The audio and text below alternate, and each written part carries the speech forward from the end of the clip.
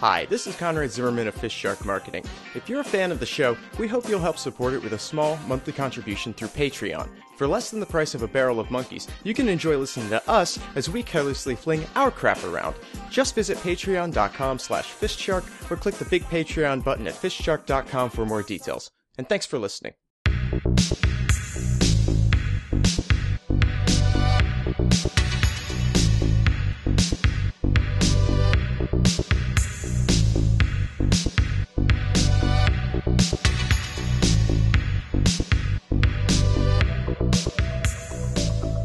I'll be perfectly honest with you.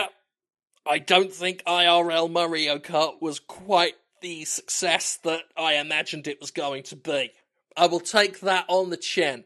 It wasn't our best moment, but I mean, I think we did succeed in our main goal of raising awareness of Mario Kart. That's true. That's true. People are well aware of Mario Kart by now. Yeah, I mean, the entire city of Boston knows because of what we did. Yeah, I mean, they may speak of it in hushed whispers now, but they speak of it. I'm still putting it as a mark in the win column. Yeah. Okay, I will do that as well then. I had it in the loss, but the way you put it makes me feel like I could just put it in the win column and then not think about it too much beyond that. So I think I'm just going to go with that option.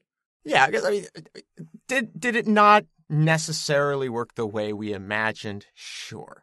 Did we expect that the response would be positive as opposed to overwhelmingly negative? Yeah, okay, sure.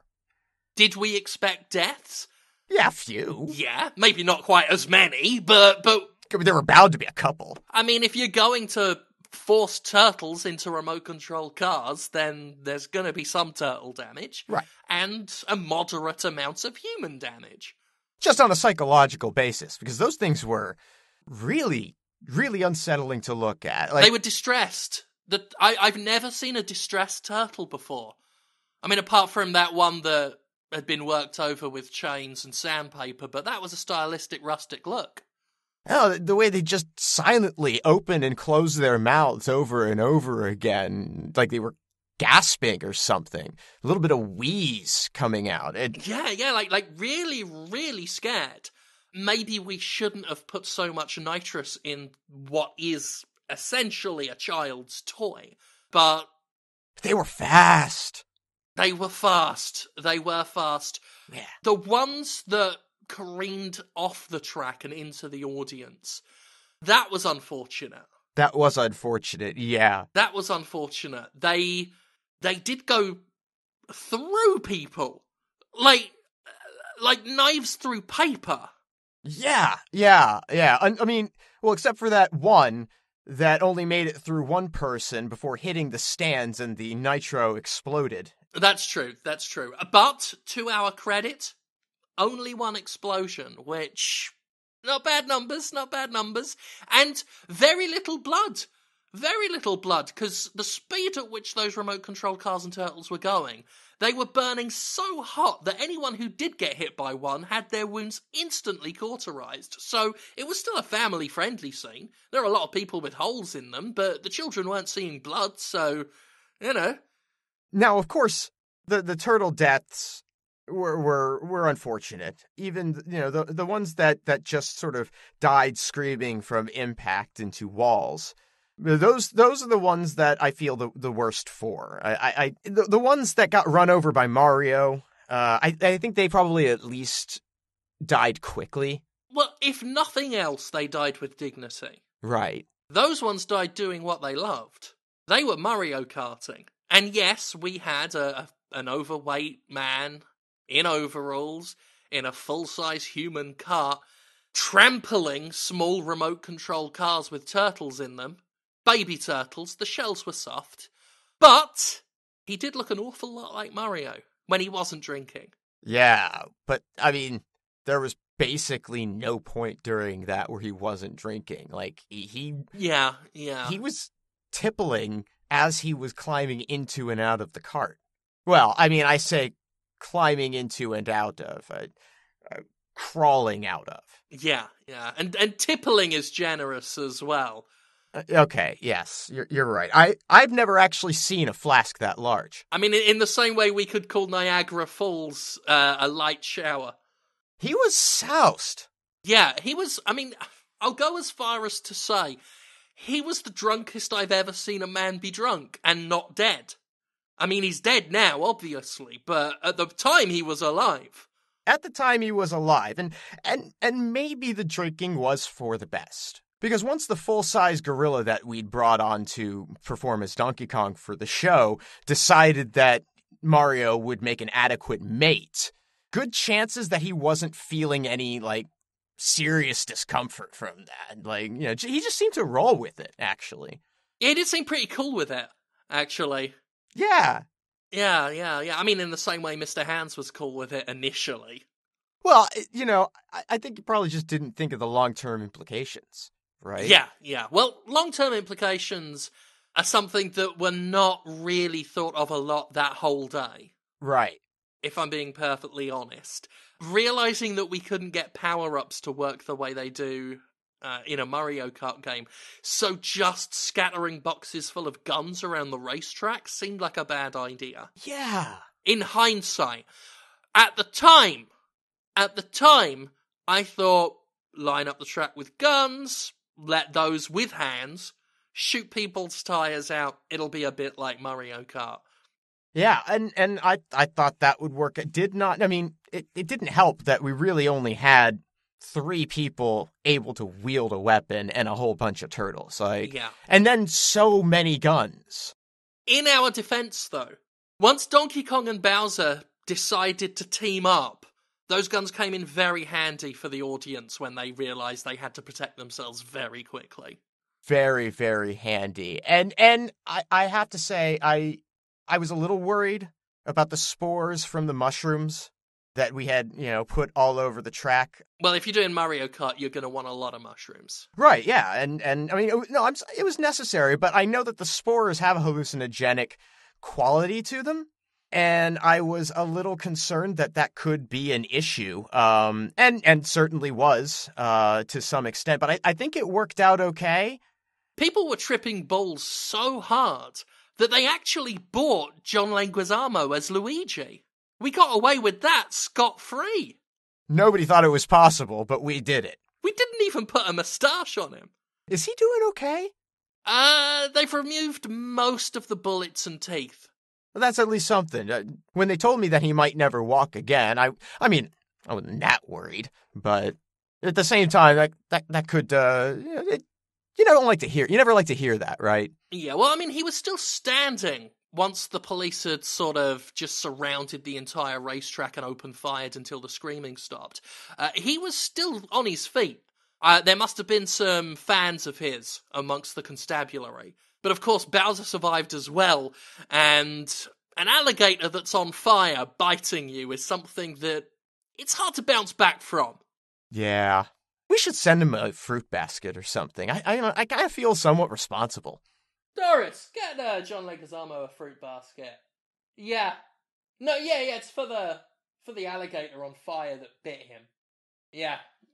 No, it was my bad. No, I fully copped to it. I mean, he shouldn't have stood there, and someone shouldn't have set the alligator. I mean, yeah, I set the alligator on fire. It was supposed to be Bowser. Doris, I'm feeling very attacked right now. Just get the fruit basket done. Take the bananas out before you give them to him. I want those. Sorry. No, but, we should move on. We should move on. Let's skip straight past our attempts to put a Dry Bones into the proceedings. I didn't realise Jeremy Renner was going to be in the audience, so that was on me as well. We'll move on. I mean, really, you can't expect. Who could have anticipated that? We can't control everyone who gets a ticket to the Mario Kart Spectacular. That's true, and if they want to fuck a pile of bones in front of an audience of families, then they pay to get in. They can fuck all the bones they want. That was on one of the signs.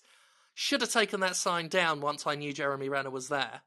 Suffice to say, okay, some mistakes were made, lessons were learned, but I still think in the end that the result is the same. And so I'm really excited to get to work on the next thing with them. we've got the squids.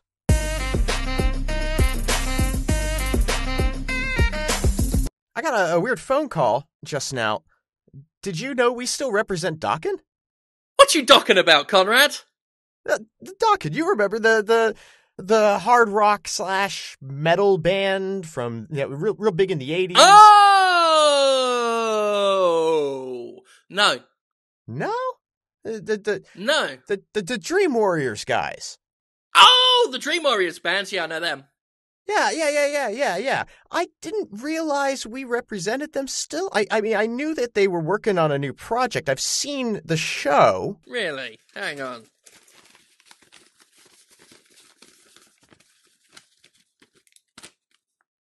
Yep, Dokken.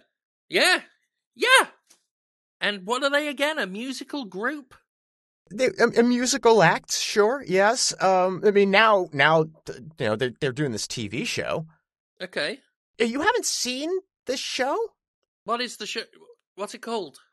Gordon Ramsay's Dokken Nightmares. I thought for sure that you would have tuned into this. Oh, I've seen this. Yeah, I'm a big fan of that show, actually. Okay, I thought the word Dokken sounded familiar. I know what Dokken... They did the Dream Warriors song. Right, yes, that's it. They're the ones that do the Dream Warriors, and that's what they do in the show. The Dream Warriors song. Yeah, of course they do, because, I mean, that's the conceit, is Gordon Ramsay hosts a show in which he visits people who have been attacked by Dokken because of their dreams. Not in their dreams. They have a dream about Dokken, and then when they wake up, they're attacked by Dokken. Right. In their prime Dokken, like Dokken from the 80s, soaring in through their window, riding guitars like broomsticks, just chasing them through the house. It's incredible. I laugh so much. The show's presented very seriously. Gordon Ramsay looks increasingly haggard through every episode and is warning us just how serious and unfunny this is. But me, I have not stopped giggling at it. The way that the families are yelling in terror as Dokken are smashing the house up to pieces with their guitars singing Dream Warrior. It's incredible. It's something else. And, it shows us a new side of Gordon Ramsay that we don't often get to see, which is what I think is so fascinating about it. Because you're accustomed to Gordon in the kitchen, Gordon angry and yelling at people and... You call this a Satsuma? You fucking idiot. Right? Yeah, that's what I expected, Gordon. But here, you see this sort of sensitive, very concerned, earnest guy. A very, very hollow man in some regards. The most human I've ever seen Gordon Ramsay. He really connects with these families that are visited by Dokken. That's it. I mean, I'm so used to him being one of the main bad guys on Game of Thrones. That seeing this sensitive, caring side, not the cold-blooded torturer that we see on the show, it really allowed me to connect with Gordon Ramsay and almost feel bad about the times we've dealt with him in the past. Yeah, I mean, I guess I didn't realize that underneath it all, there was a man. Right. There was an actual human man underneath Gordon Ramsay, and we just didn't see it. But the show's really good. It's a really good show. I liked the bit in episode 5 where Dokken grabbed that family's plasma TV and then just pulled it from top down onto the floor and it smashed. And just to make sure it was proper broken, they stamped on it and then laughed and then ran with the neck of their guitar out on the mantelpiece, using it to just knock everything off the mantelpiece, including the grandmother's ashes, which they snorted like coke before they flew out the window. It was just a rush. It was just really, really entertaining. Very funny stuff. But here's the weird thing about this call that I get from Dokken. Right. The Dokken we represent. Right. Okay. They don't seem to have any idea that the show exists. They had no involvement in it, they're claiming. Okay. Interesting. Apparently, Gordon Ramsay is suing them? hold on. So Dokken have no involvement with Gordon Ramsay's Dokken Nightmares. No, none. According to them. Yeah, and yet Gordon Ramsay is suing Dokken. Right, claiming that they appeared in his house and chased him through it. Oh, I guess if you're hosting a show about Dokken coming into people's houses and attacking them, you're going to be thinking about Dokken a lot. He must have had a dream about Dokken, and then Dokken rode in on their guitars as if they were broomsticks and tore his house apart. That's, according to him, that is what happened, but Dokken doesn't seem to have any knowledge of it, and now that they're aware of the show, they want to countersue. Really? Yeah, for the use of their likeness, their name, their intellectual property in the production of this show. I'm very confused. I imagine if you're Dokken IRL, if you're the actual Dokken, who, as far as I can remember, and I do really just remember them for Dream Warriors, but as far as I remember, haven't had a recorded history of A, not aging, B, flying, C, knowing when you're dreaming about them, and D, tearing people's houses apart. I don't think they've ever really fallen under A, B, C, or D before. They're not the Spice Girls. Nope, that's as far as I'm aware. So what we're dealing with is, it's a different Dokken. We got Gordon Ramsay talking about a different Dokken, because those Dokken are in their prime. They've got the hair, they can hit the high notes, which they do constantly while they're wrecking the place. They can fly, like most people in the 80s could, before the 90s made it illegal, thanks Tori Amos.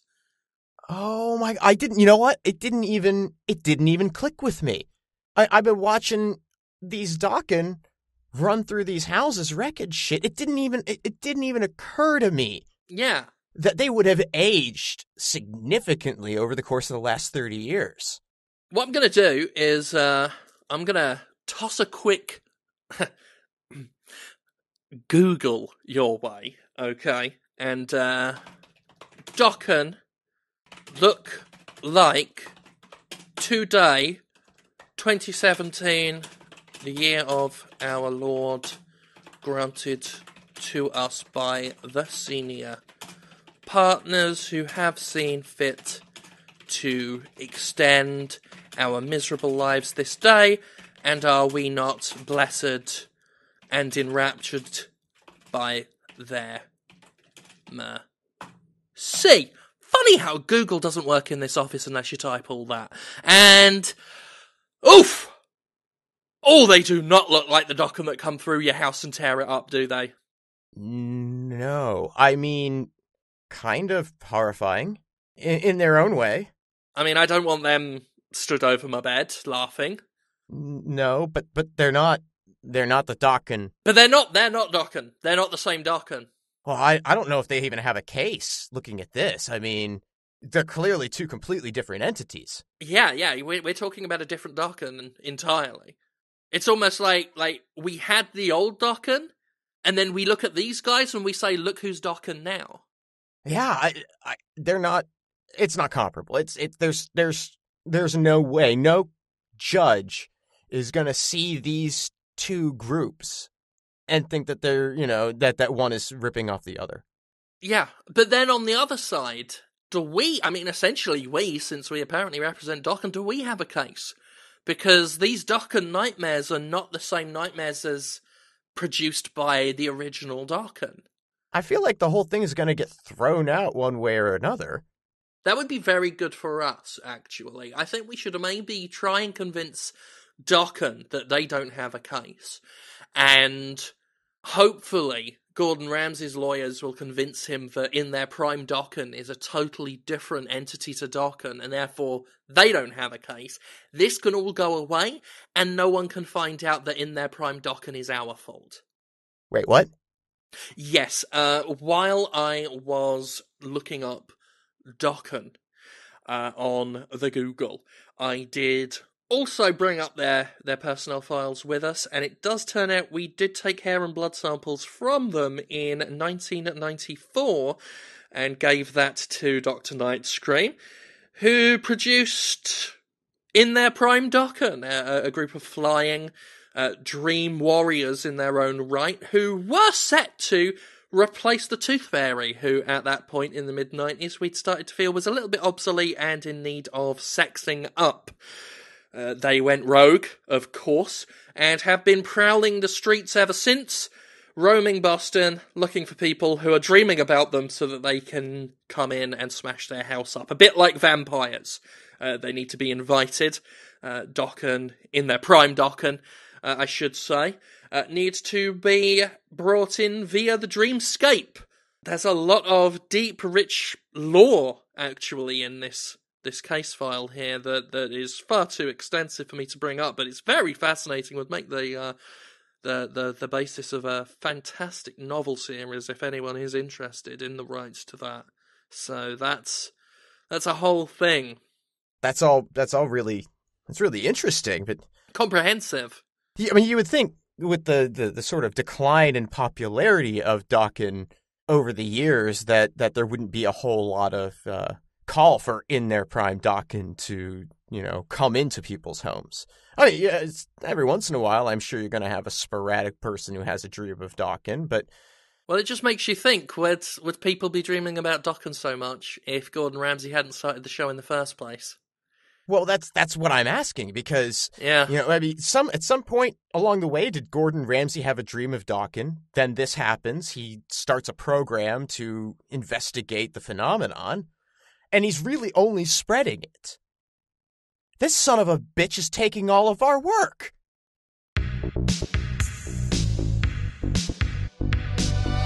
FistShark Marketing is Jim Sterling and Conrad Zimmerman. Theme music by Ben Rama. Additional music by Alizar Chan. Our editor is Austin Yorsky. Get more episodes and learn how to support the show at FistShark.com. Follow us on Twitter at FistShark for more of our exploits. Complaints can be forwarded via email to fistsharkmarketing@aol.com. And remember, a moral compass rarely points to profit. Goodbye.